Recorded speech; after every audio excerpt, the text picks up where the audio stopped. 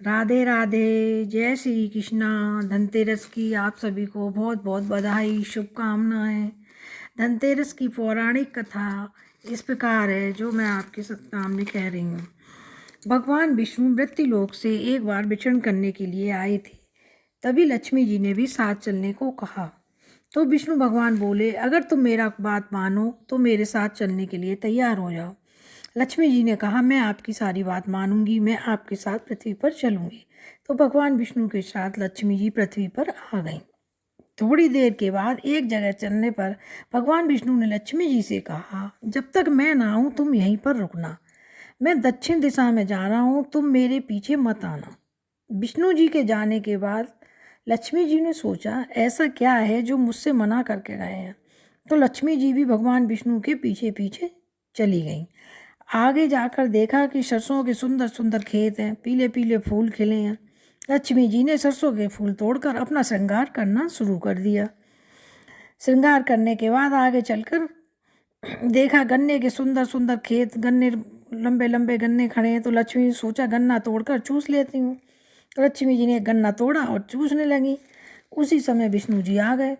विष्णु जी ये देखकर क्रोधित हो गए और लक्ष्मी जी से बोले, मैं तुम्हें श्राप देता हूँ और इस श्राप के बदले तुम्हें किसान के पास 12 वर्ष तक रहना पड़ेगा और किसान की सेवा करो। ऐसा कहकर विष्णु जी क्षीर सागर चले गए। लक्ष्मी जी ने उस किसान की पत्नी से कहा, तुम नहाकर पहले मेरी बनाई गई इस देवी जी की पूजा करो, फिर रसोई बनाना। तुम जो मांगोगी वही मिलेगा। पूजा के करने के प्रभाव से किसान के घर बहुत पैसा धन हो गया। किसान का जीवन बड़े आनंद से बीतने लगा। इतने में 12 वर्ष संपन्न हो गए। विष्णु जी लक्ष्मी जी को लेने पृथ्वी पर आ गए। तो विष्णु जी ने लक्ष्मी को जाने के लिए कहा, तो किसान ने लक्ष्मी जी को जाने से मना करा। तो किसान से विष्णु जी बोले, हे किसान, ये लक्ष्मी चंचला हैं, ये कहीं नहीं ठहरती हैं, ये कभी इधर कभी इधर, ये इनका स्वभाव है। तब लक्ष्मी जी ने किसान से कहा, तुम मुझे अपने घर रखना चाहते हो तो सुनो, दिवाली से पहले आने वाली तेरस को शाम के समय एक तांबे के कलश में रुपए भर कर रखना। मैं उसी कलश में रहूँगी।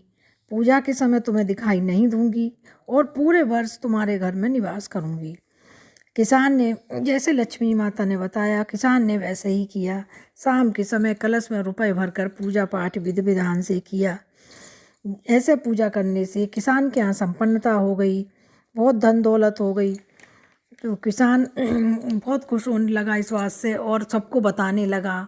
तो जैसे किसान ने पूजा की धनतेरस पे, दिवाली से आने वाली तेरस, पहले तेरस को धनतेरस कहते हैं।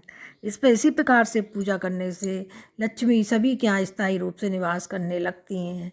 अगर सबको मेरी कथा ये पसंद आई हो तो लाइक, कमेंट, सब्सक्राइब जरूर करना। राधे राधे, जय श्री कृष्णा।